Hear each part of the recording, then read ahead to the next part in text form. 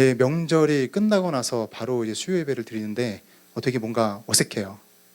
예, 우리 교회가 온 게 우리 교회로 온 게 아니라 다른 교회 온 것 같아요. 그래서 되게 그 뭔가 생소하고 뭔가 이 자리가 되게 낯설고 마치 그 교회 온 게 아니라 약간 봉헌사에 온 그런 기분, 좀 느낌이 좀 나는데 하여튼 주님의 기쁨의 교회 맞죠?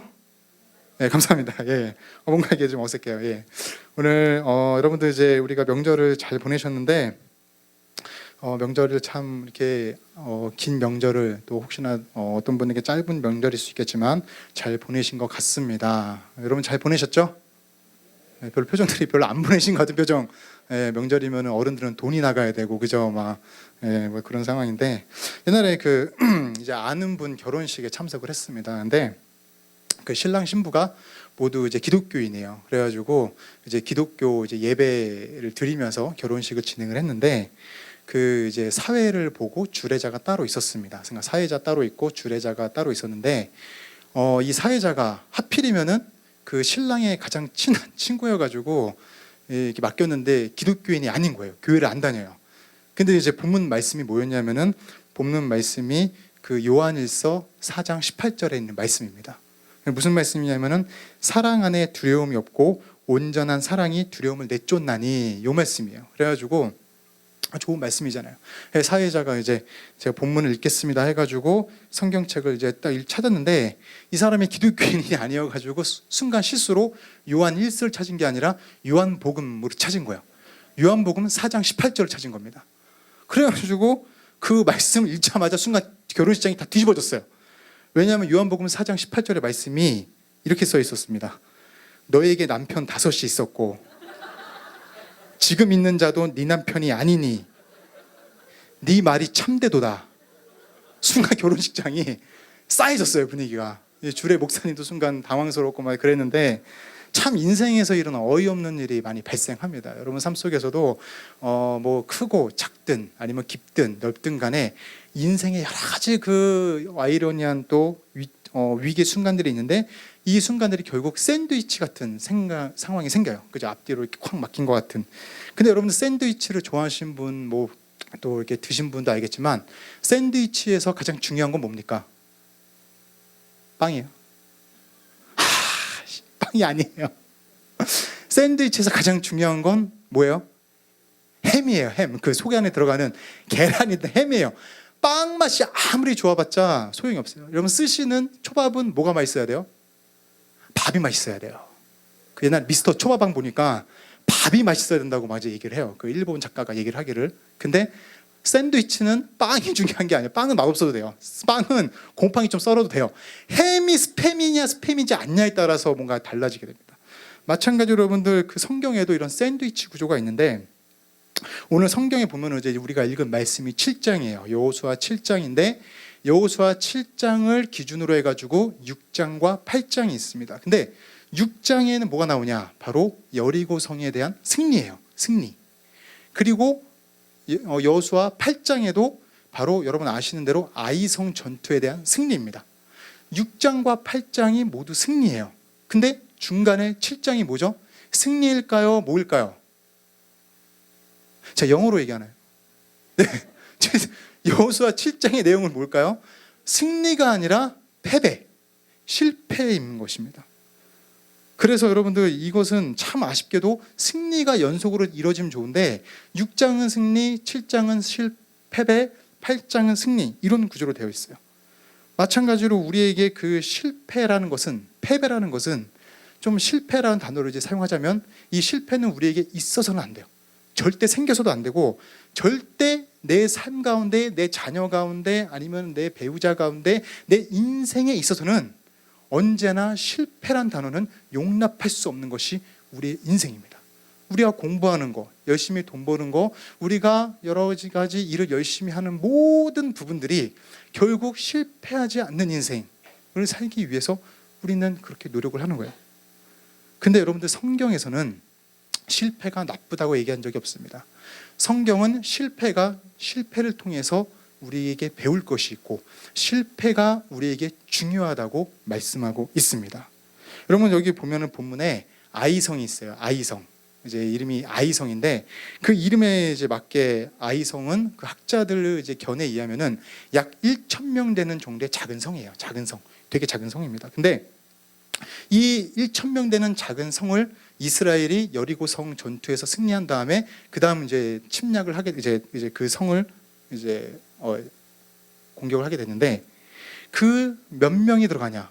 그 수십만 이스라엘 군대 중에서 잘 훈련된 3,000명만 갑니다. 여러분 3,000명과 1,000명의 싸움이에요. 누가 이길 것 같아요? 3,000명이잖아요. 어떤 분은 짜증내면서 3,000명이지 막 이러고 있어요. 막 어떤 분은 짜증나 그런 것도 질문이야? 무슨 구몬수학이야? 뭐 이런 식으로 지금 저한테 보고 있는데 아직 낯설어요 뭔가. 마치 여러분들 최은영 목사님이 있고 제가 있어요. 싸우면 누가 이길까요? 최은영 목사님이 이겨요 당연히.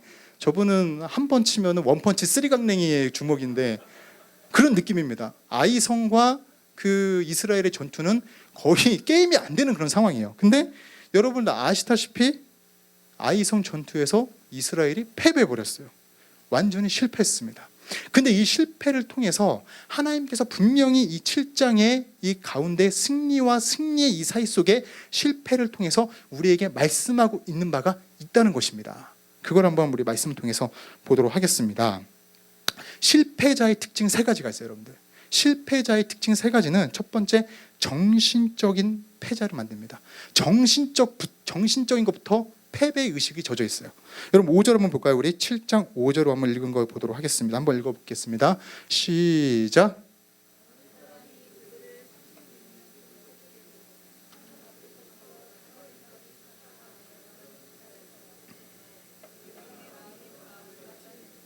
네, 여러분들 우리 그 말씀을 들었는데 후반절에 보면은 백성의 마음이 녹아 물같이 됐다 그랬습니다. 백성의 마음이 녹아 물같이 되었어요. 지금 이게 무슨 말이냐? 내 노력, 내 의지, 모든 것들이 뭔가 그래도 좀 이길 수 있을 것 같은 그 의지와 어떤 기대감과 뭔가 그 어떤 소망 조금이라도 있었는데 이것들이 완전히 녹아 물같이 우리 그 눈이 녹아서 완전히 눈사람 만들어 놓으면 애들 막 눈 오면 좋다고 막 눈사람 만들고 하잖아요, 그죠? 그러다 자빠져가지고 골절되고 막 그런 애들 있게 있는데 마찬가지로 그 눈이 녹아 물같이 된 것처럼 우리의 마음이 완전히 그 기대감과 그 소망과 희망이 점점 사라지면서 완전히 녹아 없어진 상황이에요. 근데 이 상황이 어디서 발생하냐? 여호수아 5장 1절 한번 잠깐 찾아보겠습니다. 우리 여호수아 5장 1절에서 앞절에 보면은 똑같은 말이 나와요.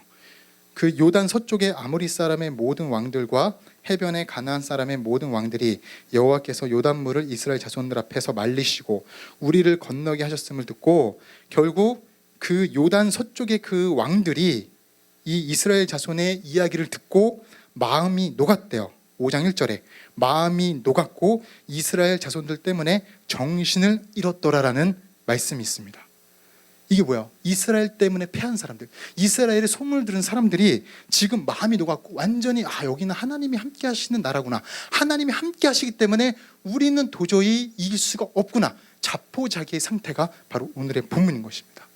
실패를 하니까 우린 끝났어. 어쩔 수 없어. 완전히 우린 끝났어. 우리는 도저히 안 돼. 수능이 이제 얼마 남지 않았어요, 여러분들. 수능이 얼마 남지 않았는데 그 여러분들 수능생을 이렇게 보시면은 그 자살하는, 좀 안타까운 얘기지만 자살하는 애들 같은 경우는 여러분 전교 꼴등이 자살하지 않아요. 그죠? 전교 꼴찌가 자살하는 경우는 없습니다. 저는 짧은 인생 살았지만 대한민국에서 전교 꼴찌가 성적 비관해서 자살한 적은 한 번도 못 봤어요. 수능 200점 받고 자살하는 경우는 없습니다, 여러분들. 그쵸? 진짜 그래요. 근데 여러분들 우리가 수능이든 뭔가 이렇게 소망이라도 있던 사람들, 뭔가 기대치라도 있던 사람들이 그 수능 점수를 보고 아니면 실기 점수를 보고 아니면 여러분들 여러 가지 상황 속에서 내 안에 직장에서 승진이 될 줄 알았는데 이번엔 내 차례인 줄 알았는데 뭔가 그 기대 심리가 완전히 자포자기 상태가 돼버린 거예요. 내 마음이 녹아 없어질 때가 여러분 삶 속에 분명히 있다는 것입니다. 여러 가지 문제로 인해서. 그렇지 않습니까? 그럴 때 우리들은 모든 것을 포기하게 됩니다. 또한 둘째, 실패로 인해서, 실패한 특징 세 가지 중에 두 번째는 실패로 인해서 현실을 과대포장하게 돼요. 실패를 하자 어떻게 합니까, 여러분들? 이제 이스라엘 백성들이 하나님을 극도로 원망하게 됩니다.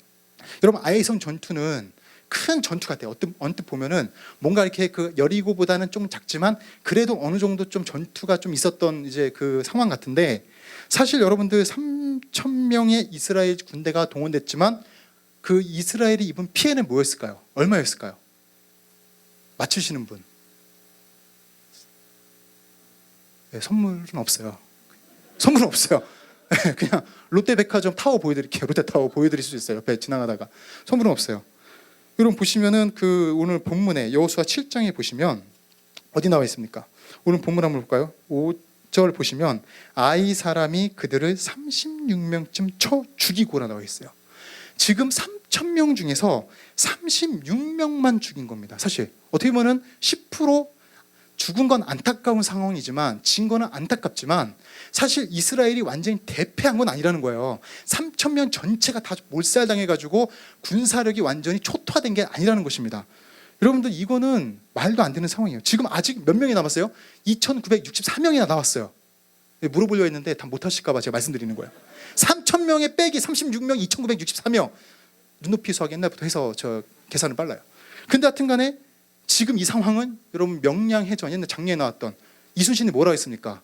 12척의 배가 있던 것보다 훨씬 더 괜찮은 숫자예요. 지금 싸울 만한 숫자입니다. 완전히 진 게 아니에요. 대패가 아닙니다. 근데 이스라엘 백성들은 객관적으로 보기에는 괜찮은 상황인데 조금 졌을 뿐인데, 내가 겪은 실패를 가지고 완전히 포기하고 자포자기하고, 야 이건 끝났다, 야 인생 망쳤다, 완전히 우리는 끝이다, 아 큰일 났다, 그 생각이 들어요.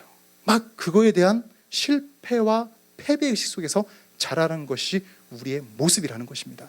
세 번째 뭡니까? 여러분, 비난 돌릴 대상을 찾게 돼요. 바로 패배, 실패하는 사람의 특징 세 번째, 마지막은 바로 비난 돌릴 대상을 찾게 됩니다. 대체 우리가 패배한 원인이 무엇인가라고 하나님께서 나중에 알려주시는데, 여러분들 중요한 것은 그 하나님께서 알려주시기 전에 7절에 보시면 하나님께 원망이 됩니다. 아니 이러려고 우리가 이 36명 조금 죽었는데 이걸 가지고 과대포장하면서, 아니 우리 이거 이렇게 지게 만들려고 요단강을 건너오게 하셨습니까? 그 요단강을 건너오게 하셔가지고 우리에게는 패배를 맛보게 하십니까?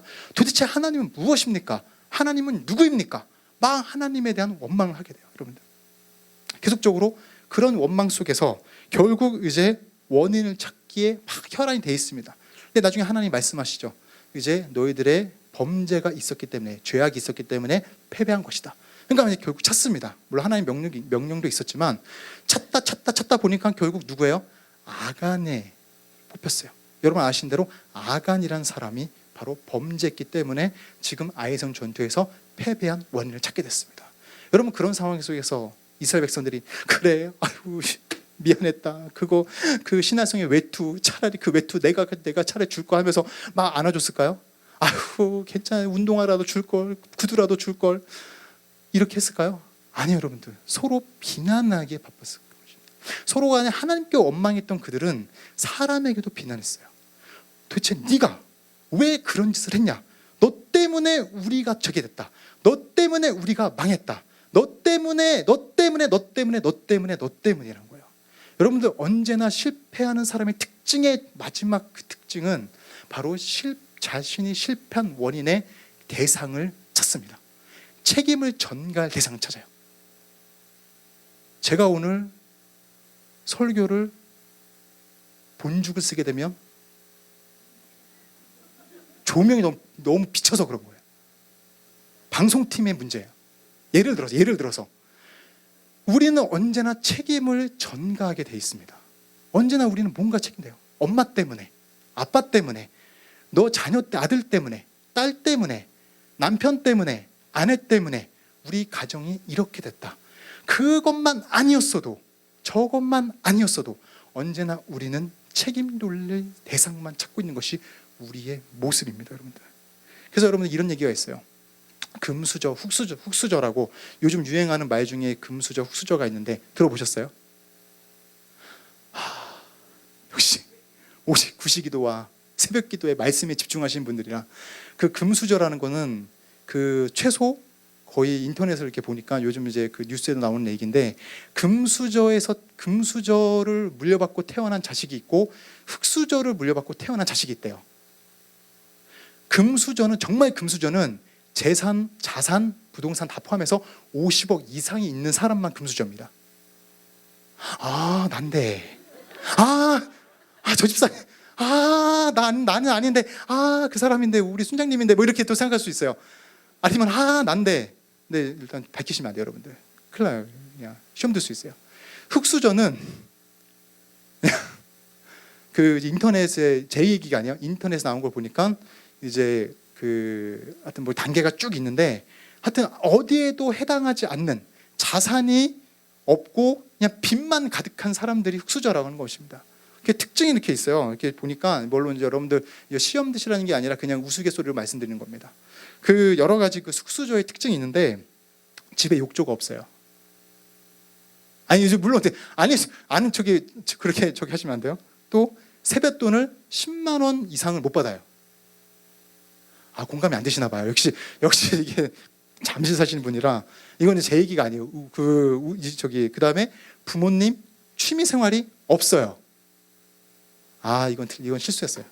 괜히 얘기했어요. 괜히 꺼냈어요. 이거 왠지 느낌이 안 좋아. 금수저, 흑수저라고 있는데 이제 그 얘기를 왜 꺼냈냐면은 금수저, 흑수저가 결국 뭡니까?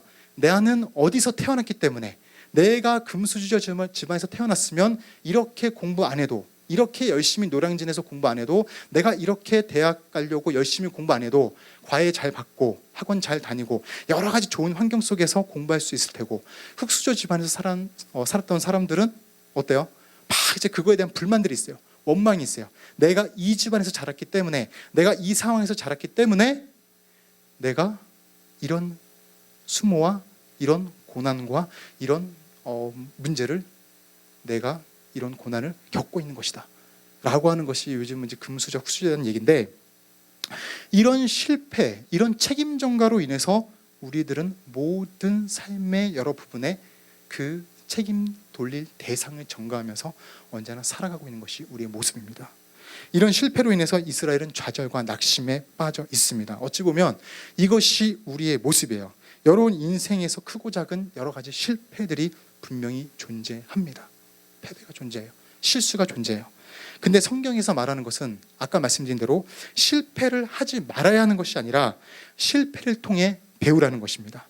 세상에는 인생에 두 가지가 있는데 성공하는 인생, 실패하는 인생, 두 가지라고 얘기해요. 이것이 세상에서 알려주는 두 가지 인생 조건입니다. 근데 성경에서는 뭐라고 얘기해요? 두 가지 인생이 있는데 바로 성공하는 인생과 배우는 인생이라고 성경에서 얘기하고 있습니다. 우리는 그래서 실패를 하더라도 어떻게 해야 돼요? 좌절하지 말고 낙심하지 말고 배우는 여러분의 삶이 되시길 바라겠습니다. 하나님께서 이런 이스라엘의 좌절된 상황에서 은혜로 일으켜 주시는 것을 볼 수 있어요. 어떻게 은혜로 일으켜 주시냐? 그냥 가만히 좌절되고 낙심하고 절망 가운데 있는데 그냥 놔두시는 것이 아니라 이것을 이 이스라엘 백성들을 일으켜 주세요. 그리고 그 일으켜 주신 사건을 통해서 우리가 배워야 할 두 가지가 있습니다. 첫 번째는 상황에 대한 인식을 바꿔야 됩니다. 상황에 대한 인식을 바꿔야 돼요. 여러분 성경에는 공식이 있습니다. 신약 성경을 보면 예수님이 막 이제 지나가시다가 그 불쌍히 여긴다, 민망히 여긴다라는 단어를 사용하면 뭐예요? 그 다음에 기적이 일어나요. 뭔가 변화가 일어나고 뭔가 능력이 발생합니다. 그렇죠? 여러분들 그래요. 여러분들 그 성경을 쭉 보시면은 그 중풍병자나 여러분 야이로 딸 이렇게 지나갈 때도 그렇고 예수님께서 불쌍히 여기사, 민망히 여기사, 이것을 성경으로 보면 여러분들 컴패션, 감사합니다. 안 웃으셔서 감사해요. 예.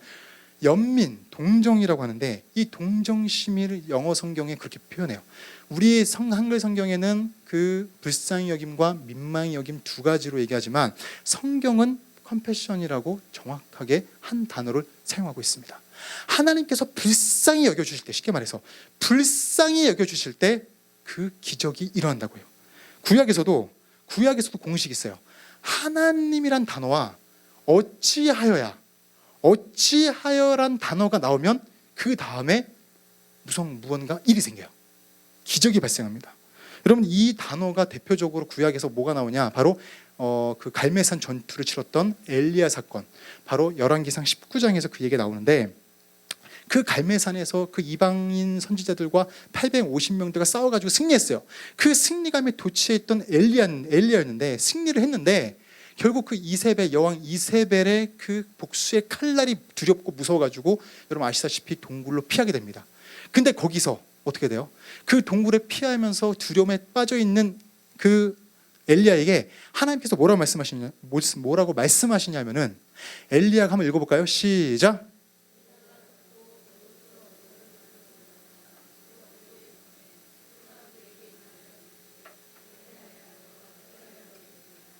어찌하여 네가 여기 있느냐? 도대체 어찌하여 어찌된 영문으로 왜 네가 여기 있느냐? 왜 동굴에 있느냐라고 말씀하고 있습니다. 네가 있어야 될 곳은 이 자리가 아니다. 그리고 네가 지금 나와 함께 있는데 내가 너를 지금 일으키기 위해서 준비하고 있는데 내가 너에게 능력을 주기 위해서 함께 하려고 하고 있는데 너는 어찌하여 그 두려움 속에서 빠져 있느냐? 언제나 너는 왜 상황만 바라보고 있느냐라는 것이 바로 그 갈멜산 전투 이후에 두려움 속에 빠져있던 엘리야의 모습을 보고 하나님께서 말씀하시는 것입니다. 그 말씀을 들은 엘리야가 어떻게 돼요? 19절에 사명을 위해 떠나는 것을 다시 볼 수 있어요. 하나님의 말씀이 여러분 삶에 임하면, 인생에 임하면 바로 변화가 일어나고 반전이 일어날 줄 믿습니다. 오늘 본문 10절에서도 한번 보겠습니다. 오늘 10절에서도 여러분 어떤 일이 일어나냐?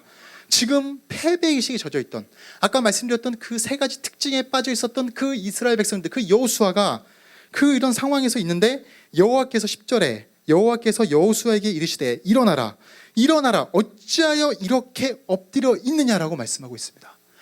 여호와께서 여호수아에게 이르시되 야 도대체 뭐 하는 거냐? 야 일어나라 격려의 메시지예요. 여러분들 일어나라.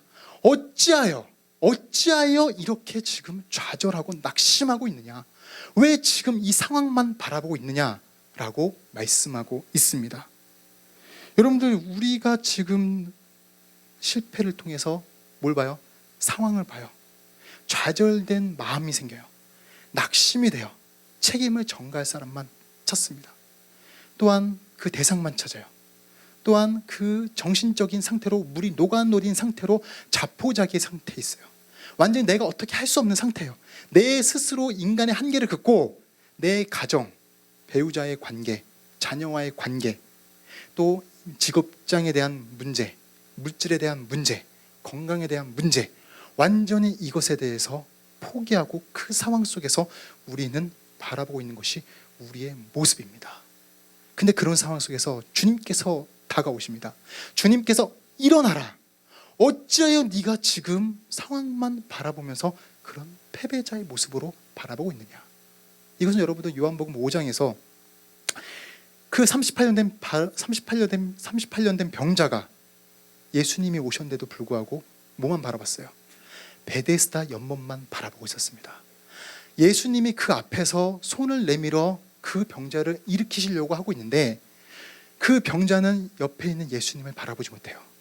상황에 따라서 내 상황의 처지, 내 환경 너무나 낙심이고 절망이고 이 베데스다 연못만 들어가면 거기서 내가 치료다 받을 수 있는데 건강을 회복받을 수 있는데 그 세상만 바라보고 그 베데스다는 뭡니까? 먼저 들어가야 돼요. 남보다 먼저 들어가야 됩니다. 남보다 더 먼저 해야 되는 것이 바로 세상의 논리예요. 여러분들 베데스다는 결국 내가 가야 되는, 내가 뭔가 노력을 해야 되는 곳입니다. 근데 내 상황상, 걷지 못하는 상황상 그럴 수가 없어요. 그래서 그냥 세상만 하염없이 바라보고 있습니다. 포기하는 상태예요. 근데 예수님이 그 옆에 있는데 예수님을 바라보지 못하는 것이 베데스다의 병자인 것입니다. 여러분의 모습도 그럴 수가 있습니다. 일어나라. 어찌하여 네가 지금 이러고 있느냐라고 계속적으로 말씀하고 있는데도 불구하고 그 상황을 타개하기 위해서, 그 상황을 일으키기 위해서 주님께서 손 내미신데도 불구하고 우리는 주님을 바라보지 못할 때가 많이 있습니다. 내 자녀를 살리기 위해서, 내 배우자를 살리기 위해서, 우리의 가정 문제를 해결하기 위해서, 내 물질 문제를 해결하기 위해서 주님이 지금 어찌하여라고 말씀하고 있는데 우리는 그 어찌하여를 듣지 못해요. 우리 하나님의 말씀, 어찌하여 일어나라는 그 말씀을 들으시는 여러분이 되시길 바라겠습니다. 여러분 두 번째는 뭡니까? 바로 상황이 아닌 말씀으로 나를 규정해야 됩니다. 우리는 언제나 그 실패 가운데 있을 때 상황으로 우리 자신을 언제나 한계를 그어요. 그것으로 치부합니다. 그것으로 우리의 모든 것들을 아까 말씀드린 대로 다 자포자기 시켜요. 실패는 내 인생의 전부라고 생각하는 경우가 있습니다. 고3 수험생들이 있어요. 이번 수능에서 한 번 실패하면 이제 내 인생은 끝이구나. 이번 시험에서 결혼을 앞두고 있는데 그 여러분들 이혼하는 그 가정들이 얼마나 많이 있습니까? 결혼 이 선택, 잘못된 선택으로 인해서 나의 선택으로 인해서 내 가정이 망가졌구나. 이 남자만, 이 여자만 만나지 않았더라도, 내 자녀만 이렇게 키우지만 않았더라도, 내 그때 직장에서 내가 이런 실수만 하지 않았더라도, 사람들과의 관계에서 내가 이렇게만 하지 않았더라도 우리는 언제나 그 한순간을, 그 상황을 내 삶에 규정하는 것이 우리의 모습입니다. 그래서 나의 선택으로 인해서, 나의 어떤 모든 것으로 인해서 내 인생이 꼬인 것 같아요. 여러분, 실패가 힘든 것은 무엇입니까? 익숙하지가 않아요. 그리고 그건 창피한 것입니다. 그건 어려운 것입니다. 정말 그것은 견디기 힘들 정도로 좌절을 갖다 주는 것이 바로 실패예요, 여러분들. 근데 여러분, 여기서 어떻게 됩니까? 바로 이제 우리 본문의 말씀을 아는 대로 아간의 범죄가 이제 밝혀지게 돼요. 그래가지고 아간이 이제 하나님께서 진멸하라고 했는데 그 진멸하지 않고 자기가 속한 것들을 이제 취하게 되는, 이제 그렇게 밝혀지게 되는데, 여러분, 그렇게 돼서 아간과 아간이 속한 모든 가정들이 모두 진멸하게 됩니다. 이스라엘 백성 안에서. 그리고 거기서 어떤 일이 발생해요, 여러분들? 7장 26절을 보도록 하겠습니다. 7장 26절에 한번 읽어볼까요? 시작.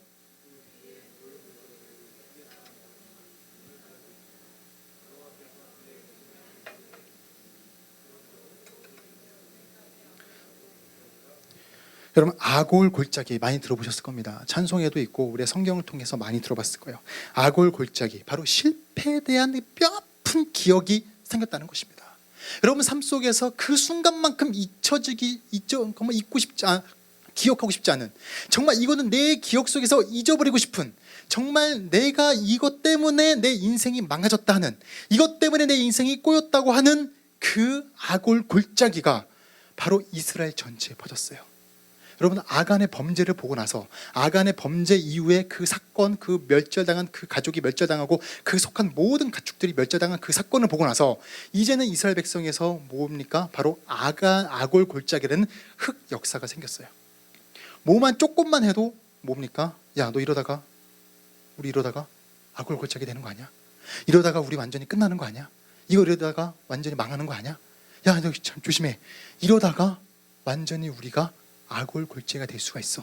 여러분, 아골 골짜기란 뜻은 바로 괴로움, 즉 괴롭힘이라는 뜻입니다. 나의 삶 속에서, 내 인생 전체에서 나를 괴롭히고 있는 아골 골짜기가 여러분 삶에 있다는 것이에요. 그 아골 골짜기 때문에 여러분 청년 시절에, 유년 시절에, 아니면 어린 시절에, 영아기 시절에, 아니면 지금 있는 시절에 그 아골 골짜기 때문에, 그 상처, 들추고 싶지 않은 그 상처 때문에 내 삶을 지배하는 그 무언가로 인해서 나는 계속적으로 정신적으로 피폐해지고, 계속 그것 때문에 그 순간만 내가 넘어갔으면, 그 순간만 잘했으면, 그 선택만 잘했으면 이런 일이 일어나지 않았을 것이라는 그 아골 골짜기가 여러분 꼬리표처럼 이스라엘 백성 가운데 있었다는 것입니다. 그럼 여러분 삶에도 아골 골짜기가 무엇입니까? 여러분, 아골 골짜기가 뭐가 있어요? 각자 달라요, 여러분들. 학생들의 아골 골짜기는 성적일 수도 있습니다. 대학일 수도 있어요. 여러분 직장인들에게는 취업일 수도 있습니다. 내가 조금만 더 스펙을 쌓았더라면, 내가 조금만 더 공부를 잘했더라면. 가정에 문제가 있는 사람들 뭡니까? 내가 그때 그 결혼만 하지 않았더라면, 내가 그 친구들, 주변 사람들 말리는 건 내가 그 얘기만 들었더라도, 내가 부모님에게 하는 어떤 부모의 관계 안에서, 서로 간의 그 부모와 자식과의 관계 안에서 내가 그때 그러지만 않았더라도, 내가 그 중학교만, 그 학교만 안 갔더라도 내가 왕따가 되지 않았을 텐데, 내가 폭력을 당하지 않았을 텐데, 내가 그 자리에만 가지 않았더라도, 내가 그 거리에만 가지 않았더라도 그런 사고를 당하지 않았을 텐데. 여러분, 이지선 그 시 아시잖아요. 여러분 아시다시피 화상을 왜 당했습니까? 그 공부하고 오빠의 차에 타가지고 그 오빠가 차가 그 이제 음주운전한 차에 부딪혀가지고 사고를 내가지고 그 완전 차가 폭발해가지고 완전히 그 3도 화상 엄청나게 당했잖아요. 여러분, 그러면 그 후회감이 뭐가 있습니까? 내가 그때 그 상황만, 그 차만 타지 않았더라도, 내가 그때 그 길만 가지 않았더라도, 여러분 삶 속에 악을 골짜기가 분명히 존재합니다. 근데 그 악을 골짜기가 나를 너무나 괴롭히게 하고 나의 미래까지도 완전히 정신적으로 나를 피폐하게 만들 때가 있다는 것입니다. 그것 때문에 우리 인생에 희망이 없어요. 소망이 없어요. 좌절이 오게 된 것입니다. 상황과 실패가 나를 규정하게 만들어요. 그러나 하나님은 분명히 말씀하십니다. 상황과 환경이, 그 실패가 나를 규정하는 것이 아니라 바로 하나님의 말씀과 약속으로 내 삶이, 내 인생이 규정되길 원하시는 줄 믿으시기 바라겠습니다. 여러분 삶에 악을 골짜기가 설사 있더라도, 정말 눈물 나고 정말 지워버리고 싶은 그 악을 골짜기 상처가 있더라도 하나님께서 여러분들 개입하시고, 하나님께서 어찌하여 네가 이러고 있느냐, 그 말씀만 여러분에게 들려주신다면, 그 말씀을 우리가 듣는다면 바로 우리에게 어떤 일이 벌어져요? 여러분들, 놀란 일이 바로 하나님의 약속과 말씀의 그 은혜가 우리에게 있다는 것입니다. 잘못한 일일지라도, 내가 실수한 일일지라도, 내가 정말 이것에 대해서 범죄했을지라도 하나님은 그것을 소망과 희망으로 바꿔주신다는 약속을 하나님께서 분명히 하셨어요. 어디 나오냐? 여러분 호세아서 2장 15절 보도록 하겠습니다. 우리 호세아서 2장 15절 말씀을 한번 보도록 할게요. 한번 읽어볼까요? 시작.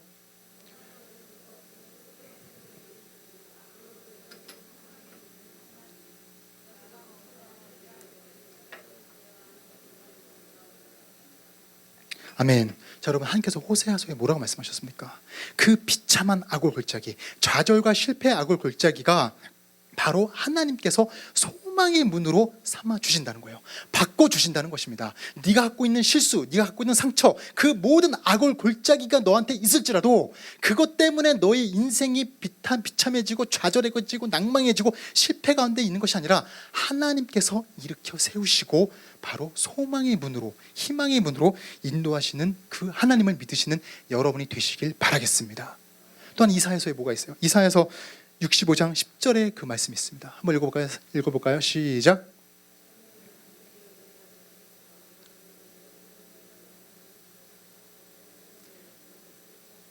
아멘.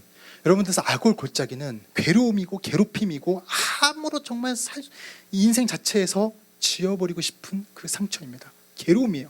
근데 그것이 하나님께서 임하시면, 하나님께서 어찌하여 일어나라 그 말씀을 우리에게 주신다면 바로 소떼가 눕는 그 푸른 초장과 같은 정말 모든 것들이 살 수 있는 그 생명의 삶으로 인도하심을 믿으시기 바라겠습니다.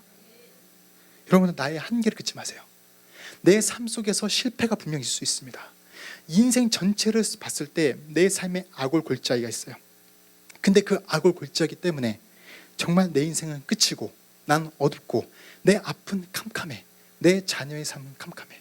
내 자녀가 앞으로 시험이 얼마 남지 않았고 취직도 해야 되고 결혼도 해야 되고 내 배우자 승진도 해야 되고 나의 삶도 역시도 뭔가 직장에서 잘 돼야 되고 이 물질 문제도 잘 해결돼야 되는데 내 보이는 상황들은 완전히 어둠이고 아픔입니다. 하지만 여러분들 낙심하지 마시기 바라겠습니다. 하나님께서 어찌하여 네가 그러고 있느냐라고 말씀하시는 하나님을 믿으시기 바라겠습니다. 그리고 여러분의 악을 골짜기를 소망의 문으로, 소떼가 눕는 곳으로 바꿔주시는 하나님을 믿으시기 바라겠습니다. 그럴 때 여러분들 그 유진 피터슨이라고 그 이제 메시지 성경을 쓴 이제 그 유진 피터슨이 메시지 성경을 썼는데 거기서도 그 얘기가 나와요. 악을 골짜기, 바로 비탄의 골짜기를 희망과 소망의 골짜기로 바꿔주겠다는 그 성경을 통해서, 그 말씀을 통해서 여러분의 삶을 회복시키신 여러분이 되시길 바라겠습니다. 여러분 삶에 한번 생각해 보세요. 내 삶의 악을 골짜기가 무엇인지, 내 삶에 바로 나를 지배하고 있는 악골이 무엇인지 한 단어로 생각해 보시기 바랍니다. 한 문장으로 생각할 수도 있어요. 한 단어로 생각할 수 있어요. 어떤 사람들은 여러 가지 있을 수 있습니다. 여러 가지 문제 안에 있을 수 있는데 그 문제 안에 바로 여러분들 그 문제가 여러분 삶 속에 바로 여러분 아니면 마음 속에 그 도화지에 쓰여 있을 수도 있겠지만 하나님은 뭐라 말씀하십니까? 그것이 문제가 아니라 그 뒷면을 그것을 바꾸셔서 그 뒷면에서 새로운 아골 골짜기로 새로운 희망의 소망의 문으로 같이 함께 써가자고 얘기하신 분이 하나님이십니다. 지난주에 여러분 담임 목사님 설교에서 뭐라 말씀하셨어요? 바로 고난은 뭐라 그랬습니까? 내 삶에 고난이 있을 수 있어요. 아픔이 있을 수 있습니다. 그것은 자신을 성숙시키는 바로 준비하는 자신을 성숙하게 만드는 준비하는 시간이라고 말씀하셨어요. 마찬가지로 여러분들 내 삶에 어려움이 있을 수 있습니다. 슬픔이 있을 수 있습니다. 열심히 해도 억울한 일이 생길 수 있어요. 하지만 그 상황 속에서 오직 우리가 바라봐야 될 것은 무엇입니까? 바로 어찌하여 도대체 네가 왜 이러고 있느냐? 내가 함께하고 있는데 왜 내가 지금 널 지금 일으키려고 하고 있는데 왜 너는 어찌하여 지금 엎드려서 좌절하고 있느냐라고 말씀하시는 주님의 음성을 들으시는 여러분이 되시길 바라겠습니다. 오늘 찬양하실 때 주만 바라볼지라 함께 찬양했으면 좋겠습니다. 우리 찬양하실 때 하나님 내 삶에 악올 골짜기가 있습니다. 내 삶에 나를 괴롭히고 나를 상처 주는 악올 골짜기 정말 이것들의 하나님 소망의 문으로 내 실수 내 상처 내가 잘못한 일일지라도 하나님께서 함께 하시고 하나님께서 개입하시면 분명히 약속의 말씀을 주셨으니 주님 이것이 소망이 되고 희망이 될 줄 믿습니다 라고 이 시간 함께 우리 함께 찬양하도록 하겠습니다.